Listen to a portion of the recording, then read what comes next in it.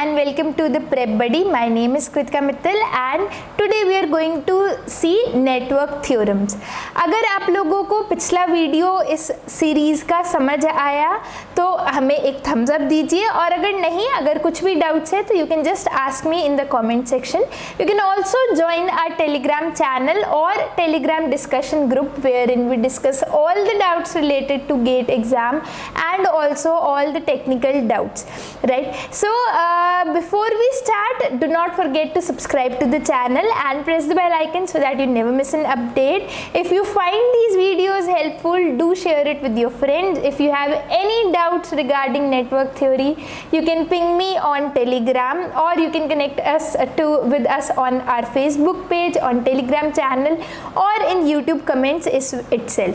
We've also given our email ID in the description. अगर कोई भी टेक्निकल डाउट है तो आप हमें ईमेल भी कर सकते हैं. We'll try to be as responsive as soon as possible. So let's start.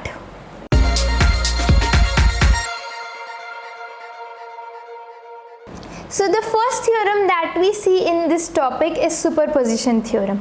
Very frequently used, very frequently asked also. इसका रीज़न ये है कि ये हमारा बहुत बड़ा काम आसान कर देती है, ठीक है, इसीलिए बहुत फ्रीक्वेंटली अप्लाई होती है.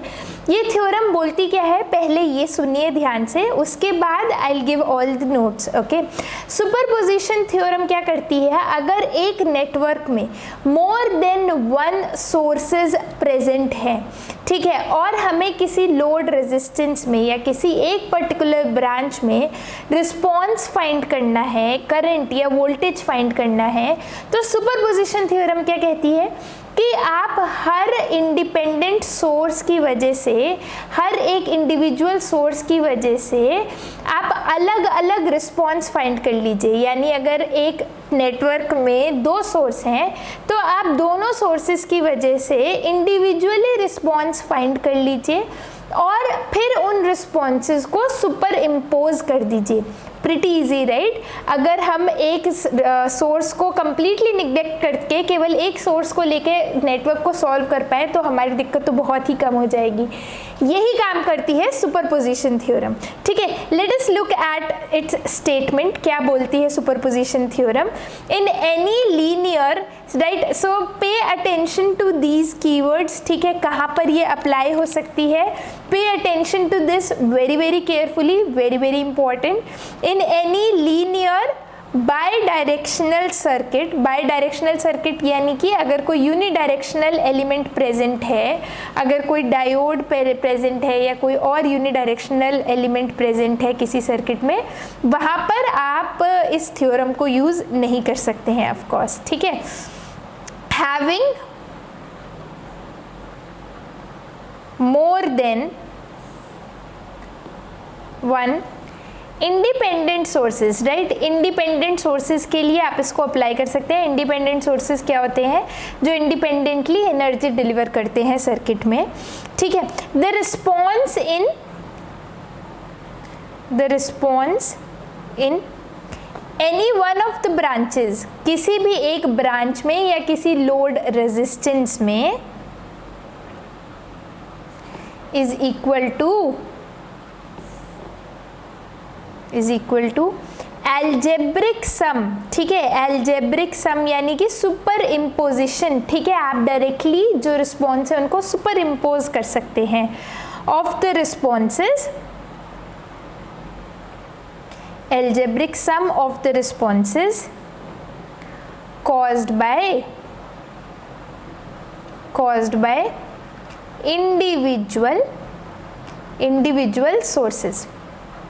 individual sources, ठीक है. while अब इसमें कंडीशन क्या है, इसमें कैच क्या है, what is the problem here? आप रिस्पॉन्सेज को ऐड तो कर सकते हैं, लेकिन जब आप किसी एक सोर्स की वजह से रिस्पॉन्स को कैलकुलेट कर रहे हैं तो बाकी सोर्सेज का क्या होगा? What happens to rest of the sources? while the rest of the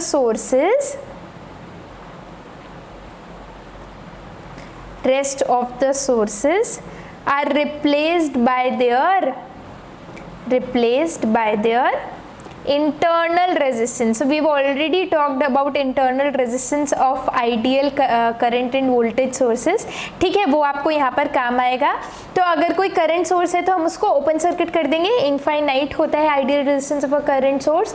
और अगर कोई वोल्टेज सोर्स है तो हम उसको शॉर्ट सर्किट से रिप्लेस कर देंगे और हम उनकी वजह से जो भी इंडिविजुअल रिस्पॉन्स है यानी जो भी इंडिविजुअल करंट है उसको सिंपली कैलकुलेट कर लेंगे और फिर हम टोटल रिस्पॉन्स के लिए ऐड कर सकते हैं या फिर subtract depending on the direction of the response. अगर करंट्स ऑपोजिट डायरेक्शन में है तो सब्ट्रैक्ट होंगे, सेम डायरेक्शन में तो ऐड होंगे.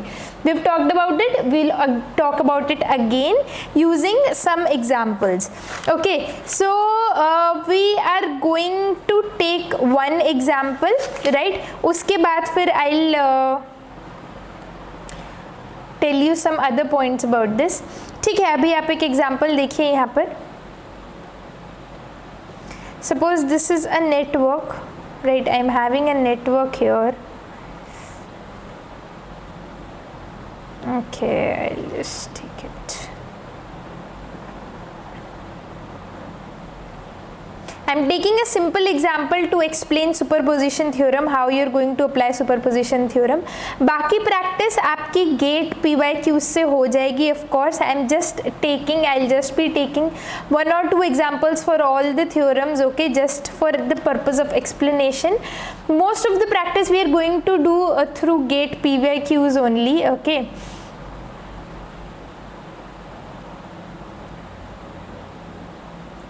तो यहाँ पर देखिए इन दिस गिवन नेटवर्क, ये जो क्वेश्चन मैं आपको दे रही हूँ तो इसमें we are having two sources. Okay, we are having two sources here. I am having a 6 volt voltage source here. यहाँ पे एक 6 वोल्ट का मेरे पास वोल्टेज सोर्स है, ideal voltage source, right. Then I am having a resistor here. ठीक है, again a resistor here also I am having. ठीक है, please excuse my drawing. Okay, I am not very good at this thing. And I am also having a current source here. ठीक है, मेरे पास एक ideal current source भी है यहाँ पे 2 एम्पियर का. और ये एक और मेरे पास यहाँ पे रेजिस्टेंस है विच इज़ 6 ओम. ठीक है, अब नाउ दे आर सेइंग कि एक करंट है आई. ठीक है, this is a current I. इसका वैल्यू आपको निकालना है. ठीक है, they just given that find the value of this current I. अगर आप इस सर्किट को देखेंगे, इस नेटवर्क को देखेंगे तो इस नेटवर्क में एक करंट सोर्स है, एक वोल्टेज सोर्स है, नंबर ऑफ रेजिस्टेंसेज है. अगर मैं बोलूँ आपको कि इस 6 ओम में आप करंट फाइंड करिए तो देखो, अगर आप कोई भी मैश अप्लाई करना चाहते हो तो आप ये अगर आप KVL अप्लाई करना चाहते हो आप सबसे आउटर लूप में KVL अप्लाई करोगे. ठीक है, उसमें आप इस 2 एम्पियर का कुछ डिवीजन अज्यूम करोगे. It is going to be very very long procedure. It is going to be very very messy. Even then it is not guaranteed कि आपको आंसर आ जाएगा कि नहीं आ जाएगा. अब देखो हम यहाँ पर सुपरपोजिशन थ्योरम अप्लाई करेंगे. सबसे पहले देखिए सुपरपोजिशन थ्योरम अप्लाई हो सकता है कि नहीं. क्या कंडीशन है? लीनियर नेटवर्क होना चाहिए, बाई डायरेक्शनल होना चाहिए. तो जितने भी मेरे यहाँ पे एलिमेंट्स लगे हुए हैं लीनियर भी है, बाई डायरेक्शनल एलिमेंट्स ही है. Anyway I am having resistance only. Correct. एक से ज़्यादा इंडिपेंडेंट सोर्सेज होने चाहिए. है एक वोल्टेज सोर्स है, एक करंट सोर्स है. अब क्या बोल रहे हैं, किसी भी एक ब्रांच में अगर आपको रिस्पॉन्स कैलकुलेट करना है तो आप बाकी जो एलिमेंट्स हैं, ठीक है, उनको तो अपने इंटरनल रेजिस्टेंस से रिप्लेस कर दीजिए. अगर मैं बोल रही हूँ कि पहले मैं वोल्टेज सोर्स की वजह से देख लेती हूँ, response due to voltage source. ठीक है, तो मैं इसका क्या करूँगी, इस 2 एम्पियर का जो मेरा ये है करंट सोर्स, इसका क्या करूँगी, I am going to replace it with its internal resistance. कितना इंटरनल रेजिस्टेंस है करंट सोर्स का? इट इज़ इनफाइनाइट, यानी कि ये हो जाएगा मेरा ओपन सर्किट. तो यहाँ पर मेरा ओपन सर्किट हो गया. ओपन सर्किट होने का मतलब क्या है, this circuit is going to look like this. अगर अब आप देखोगे वेरी वेरी ईजी, आप वोल्टेज सोर्स के लिए देख लीजिए. अब ये दोनों ब्रांचेस मेरी आ गई है पैरेलल में आ गई है. तो आप मुझे इजीली बता सकते हो कि 6 ओम के अक्रॉस, इस रेजिस्टेंस के अक्रॉस कितना करंट जाएगा. इस पूरी ब्रांच, इस ब्रांच को आप देखो, ये पॉइंट्स देख रहे हो ना आप, ए और बी, ये मैं बोल रही हूँ. ये दोनों रेजिस्टेंस सीरीज में आ गए हैं, ये दोनों रेजिस्टेंस भी सीरीज में आ गए 6 ओम वाले. तो ये ए बी ब्रांच के बीच में है ना ये दोनों रेजिस्टेंस, तो ये दोनों है पैरेलल में इस ब्रांच के साथ. यानी इनके अक्रॉस वोल्टेज है 6 वोल्ट और रेजिस्टेंस है 12 ओम. यानी कितना करंट हो गया, 0.5 एम्पियर. 0.5 एम्पियर. ठीक है, हो गया इस वोल्टेज सोर्स का काम खत्म. अब हम देखेंगे response due to 2 ampere source. ठीक है, अब करंट सोर्स की भी बात कर लेते हैं। अगर मैं बात करूंगी करंट सोर्स की, करंट सोर्स को वापस लगा दो पहले तो, करंट सोर्स कैसे लगा हुआ था, ये डायरेक्शन थी मेरे करंट सोर्स की। अगर मैं करंट सोर्स की बात करूंगी, what is going to happen to the voltage source, voltage source का क्या करना होगा मुझे, रिप्लेस बाय इंटरनल रेजिस्टेंस। कितना होता है, 0 होता है internal resistance ideal voltage source का, यानी कि this is going to be short circuit. इस वोल्टेज सोर्स की जगह I am going to have a short circuit, ये हो जाएगा शॉर्ट हो जाएगा। अगर ये ब्रांच मेरी शॉर्ट हो गई, ये ब्रांच शॉर्ट हो गई, तो मुझे ये बताइए कि ये करंट कहाँ जाएगा, व्हाट विल हैपन। अगर ये ब्रांच शॉर्ट हो जाती है तो आप देख सकते हैं ये जो 2 रेजिस्टेंस है मेरे 8 ओम के, तो इनको देखिए, ये पॉइंट ए है तो ये भी पॉइंट ए है, ये पॉइंट बी है, यानी ये दोनों रेजिस्टेंस को क्या हो गया, दे आर इन पैरेलल। मैंने इसीलिए बताया था पैरेलल में देखने का सबसे अच्छा तरीका, अगर दोनों सेम पॉइंट्स के बीच में है मतलब पैरेलल में है। ये पॉइंट्स ए और बी के बीच में है यानी पैरेलल में है, पैरेलल में है तो I can say equivalent resistance is going to be 4 ohm. ठीक है, यानी ये जो करंट है ये इसमें 4 ओम में डिवाइड हो रहा है। अब मैं इसको थोड़ा सा सिंप्लीफाई कर देती हूँ for understanding, I can just remove this. ठीक है, इसको मैं यहीं पर ड्रॉ कर देती हूँ इसका इक्विवेलेंट। ठीक है, तो ये इस टाइप का कुछ दिखने लगेगा। अब मेरा सर्किट, अगर मेरा सर्किट इस तरह का दिख रहा है, इक्वल रेजिस्टेंस दोनों साइड है, तो आप मुझे सिंपली बोल सकते हो कि इसकी वजह से करंट क्या होगा, इक्वली डिवाइड हो जाएगा। इक्वली करंट डिवाइड होगा तो कितना आएगा इसमें, 1 ampere. Now very very important, very very carefully देखिए डायरेक्शन ऑफ द करंट। जो मेरा करंट 6 वोल्ट सोर्स की वजह से था, उसका डायरेक्शन क्या था, उसका डायरेक्शन था ये। ठीक है, this was my current due to 6 volt source. लेकिन जो मेरा करंट आया है अब इस 2 एम्पियर सोर्स की वजह से, उसका डायरेक्शन मेरा ये आ गया है, उसका डायरेक्शन मेरा आ गया है ये। यानी कि मुझे किसी एक करंट को नेगेटिव लेना होगा, क्योंकि मुझे क्वेश्चन में ये डायरेक्शन दी हुई थी। मैं लिख सकती हूँ कि ये -1 है। I can say that this current due to this 2 ampere source, इसको मैं 2 एम्पियर लिख देती हूँ to avoid confusion. So I can say that the current due to this 2 ampere source it is -1। If I talk about total response, ठीक है, algebraic sum का मतलब क्या है, एल्जेब्रिक सम का मतलब ये नहीं है कि आप करंट्स को सीधा ऐड कर देंगे, आपको करंट का डायरेक्शन तो हमेशा कंसिडर करना ही करना है। ठीक है, आप डायरेक्शन को कंसिडर करते हुए एडिशन करिए तो टोटल रिस्पॉन्स कितना आ जाएगा, -0.5 ampere. What does this minus indicate here, इस माइनस का केवल एक ही मकसद है कि जो डायरेक्शन ऑफ करंट इसमें इंडिकेटेड है वो डायरेक्शन नहीं होगा, डायरेक्शन उससे उल्टा होगा। ठीक है, so I hope superposition theorem clear हो गया होगा। ठीक है, कंप्लीटली समझ आ गया होगा सुपरपोजिशन थ्योरम क्या है, कैसे अप्लाई किया जाता है। ठीक है, उसके अलावा अब एक चीज़, एक नोट लिखिए। ठीक है, यहाँ पर एक चीज़ देखिए, just write down a note here.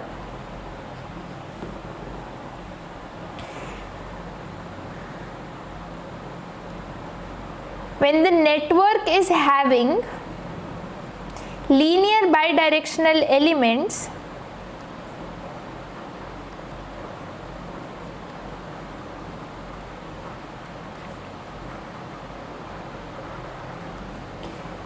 with respect to homogeneity principle, I'll tell you what homogeneity principle is, don't worry. Okay, this okay, we'll talk about it. If excitation is multiplied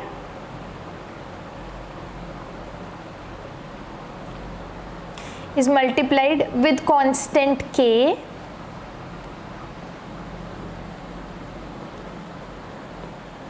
the response of each element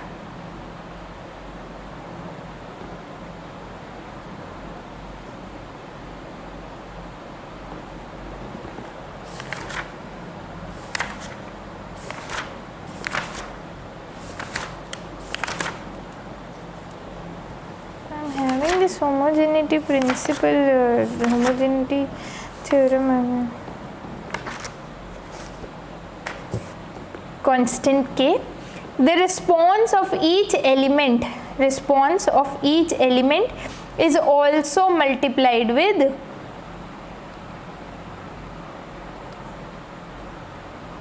constant k. Now do not confuse it with the reciprocity theorem. Reciprocity theorem अलग है, जिसमें हम बोलते हैं कि excitation और response का जो रेशो होता है वो सेम होता है.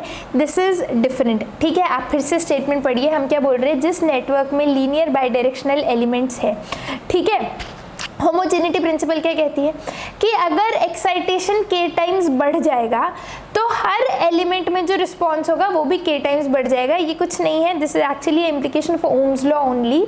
हम क्या कहना चाह रहे हैं कि अगर किसी वोल्टेज सोर्स की वजह से जितना भी वोल्टेज हर एलिमेंट में है, अगर वो वोल्टेज सोर्स 5 टाइम्स या 20 टाइम्स इन्हांस हो जाता है तो हर एलिमेंट के अक्रॉस जो वोल्टेज है वो भी उतने ही टाइम्स बढ़ जाएगी, यानी उतने ही फैक्टर से बढ़ जाएगी.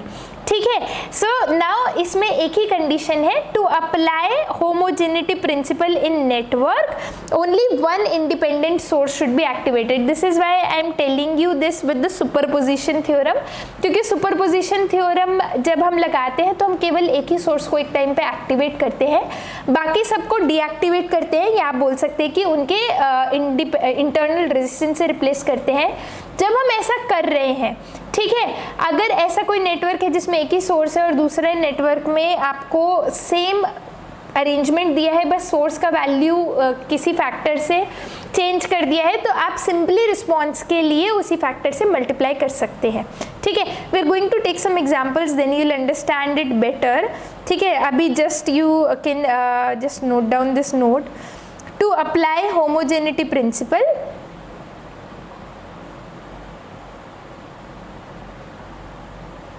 in the network,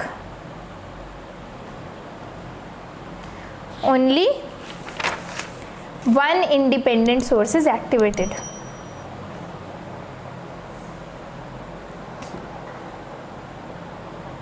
ठीक है, I am going to give you an example for this one so that you can explain, you can just understand this. ठीक है, एक क्वेश्चन देखिए यहाँ पे. Suppose this network is given. ठीक है, so this is just to explain this homogeneity principle only. Suppose you are given a network, ठीक है, they've not given all the elements of the network, okay, सारे elements नहीं दिए हैं, they've just given you some elements of the network.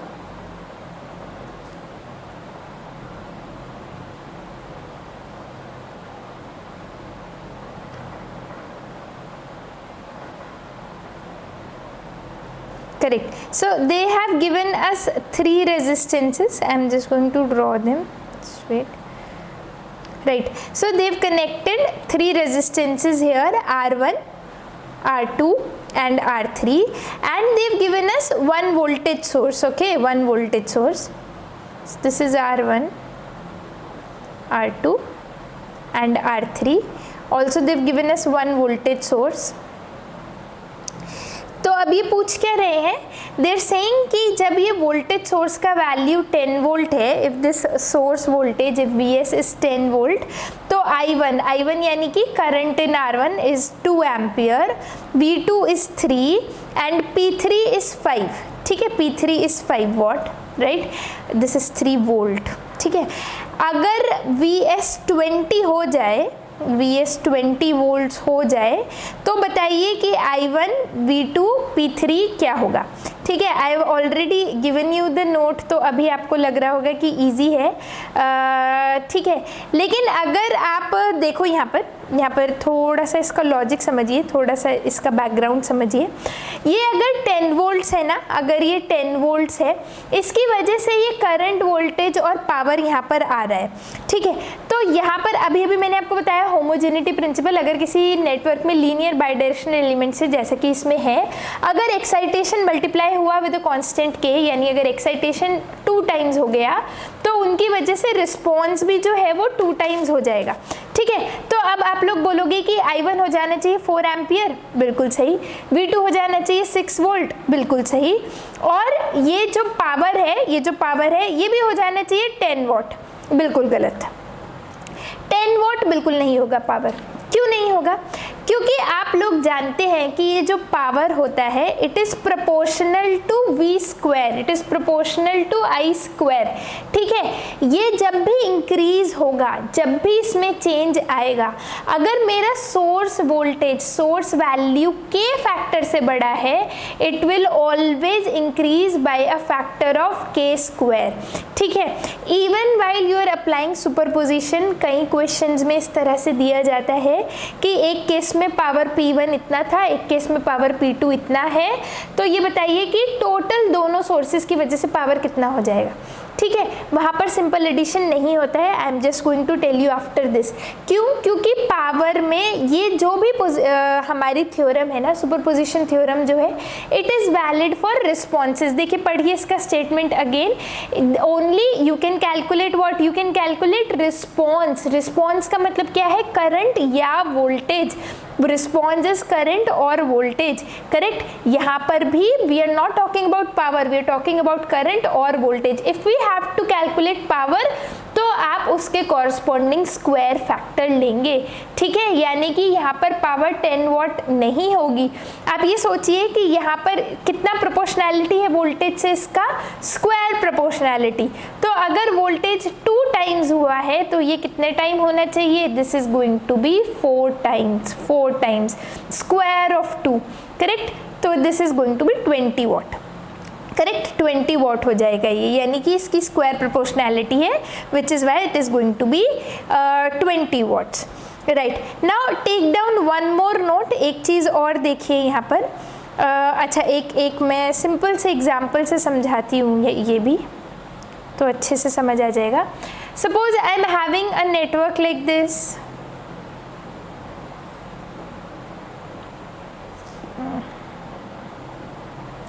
Suppose I am having a network like this with 2 current sources. ठीक है, एक network है मेरे पास 2 current sources का। मैं क्या बताना चाह रही हूँ उसके लिए, I am taking 2 network suppose. ठीक है, there are 2 current sources in this network. Similarly, this network is also having 2 current sources. ठीक है, I am having AC sources now.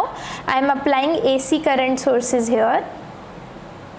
So I am just going to tell you the value for these sources. 2 current sources, 1 resistance here, 2 current sources, 1 resistance here, right. तो यहाँ पर मैंने एक AC source apply किया है, उसका value है sin t। यहाँ पे एक और अप्लाई किया है, उसका वैल्यू है sin 3t। यहाँ पर एक अप्लाई किया है, उसका वैल्यू है sin t।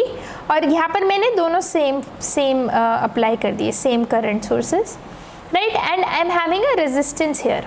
So now I am trying to apply superposition theorem. यहाँ पे सुपरपोजिशन थ्योरम यूज़ करना चाहती हूँ।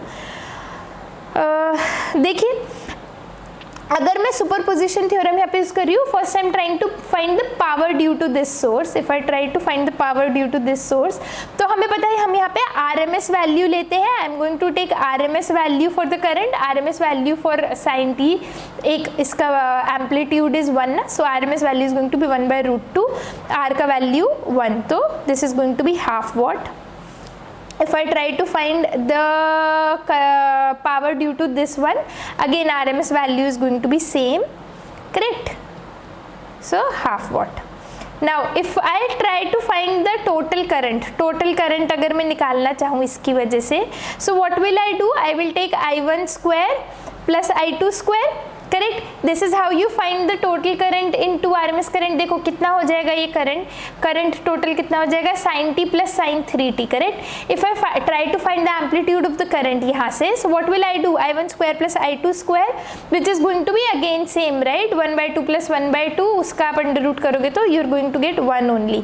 If I try to find total power, I am going to get 1 watt. ठीक है, टोटल करंट 1 एम्पियर आया ना, तो उसको आप अगर टोटल पावर निकालोगे you are going to get 1 watt. यहाँ से मैं क्या बोल सकती हूँ? I can say total power is what? Simply addition of these 2 powers, यानी कि P1 और P2 को सिंपली ऐड कर देती तो टोटल पावर आ जाती, विच इज करेक्ट। देख सकते हो ना, करेक्ट है। अब सिमिलरली इस केस में भी देखिए, इस केस में P1 निकालिए, इसकी वजह से पावर निकालिए, again you are going to get the same only half watt, right? P2 also you can see here you're going to get half watt. Now if you try to find the current here, current कितना हो जाएगा यहाँ पे 2 sin t, right? अगर आप total power निकालने की कोशिश करोगे what you are going to have 2/√2 RMS value square into 1, ये कितना हो गया, दिस इज 2 watt. यानी यहाँ से हमें क्या पता चला, total power is not equal to P1 plus P2. Total power is not simple addition of individual powers. तो यहाँ पर से आप क्या बोल सकते हो, क्या सीख मिली आपको यहाँ से, कि अगर किसी नेटवर्क में 2 सोर्सेज हैं तो एक पर्टिकुलर कंडीशन को फॉलो करके ही आप उनकी टोटल पावर एडिशन से फाइंड कर सकते हो. क्या है वो, जस्ट सी हियर. ठीक है, देखो यहाँ पर क्या है इसका रूल. ठीक है, you have to remember this, और हमेशा ही याद रखिए इसको. ठीक है, हमेशा इसको फॉलो करिए, ये आपको काम आएगा हमेशा ही. When a network is having 2 sources, this is applicable only for AC sources. ठीक है, DC sources में तो कभी भी आप डायरेक्टली ऐड नहीं कर सकते हो. If you are having AC sources तो आप कुछ केसेस में डायरेक्टली ऐड कर सकते हो. ठीक है, when a network is having 2 sources with unequal value of frequency, क्या अलग था उन दोनों नेटवर्क्स में, frequency. when it is having 2 sources with unequal value of frequency, then we can say total power then is going to be equal to P1 plus P2. Why?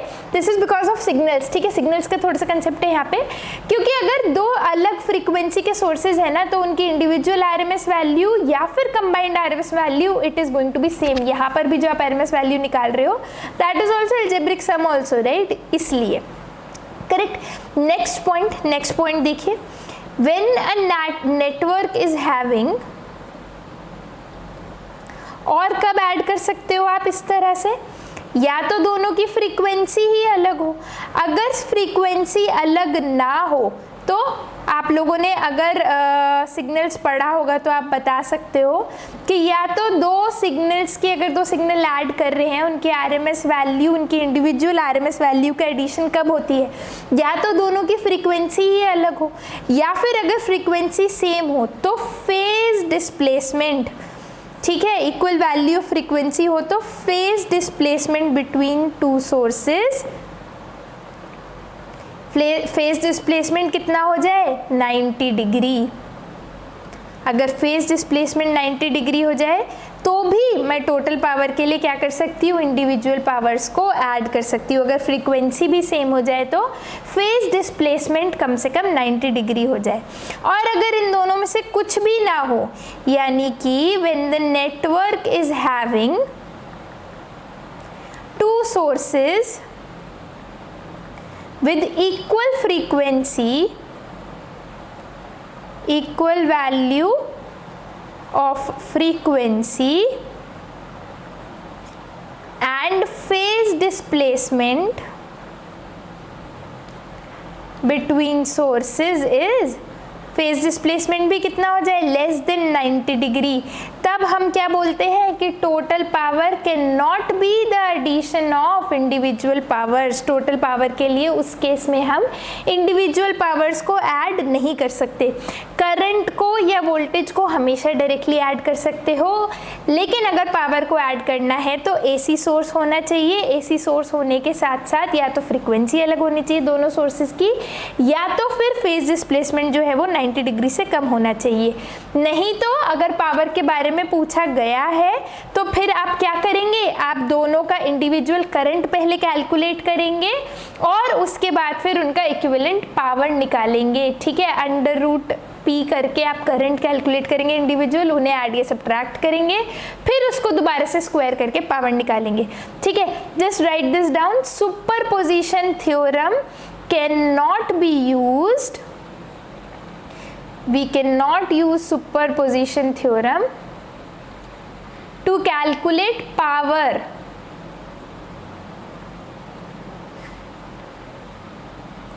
To calculate power, correct? Why we cannot use? Since power is a non-linear quantity, it is a non-linear quantity. I just told you it is depending on square of the response, right? Depending on square of current or square of voltage. ठीक है, it is only valid, this statement is only valid, superposition theorem can be used to calculate power only when the sources, I have told you the two cases, right? Either the sources have different frequency or the phase displacement between them is less than 90 degree. ठीक है, so it cannot be used to calculate power since power is a non-linear quantity.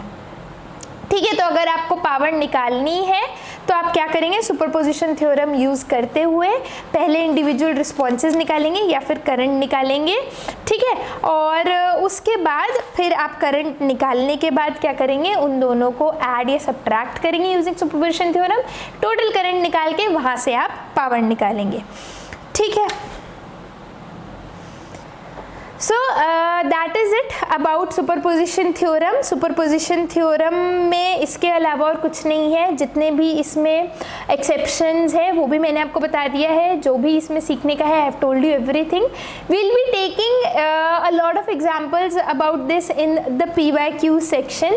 ठीक है, उसके अलावा अगर आपके पास कोई भी डाउट है related to this session, you can just send me on the Telegram group. Okay, we are having a Telegram group for this, or you can mail us on the given email ID that is given in the description box. You can check it out there and mail it to us there.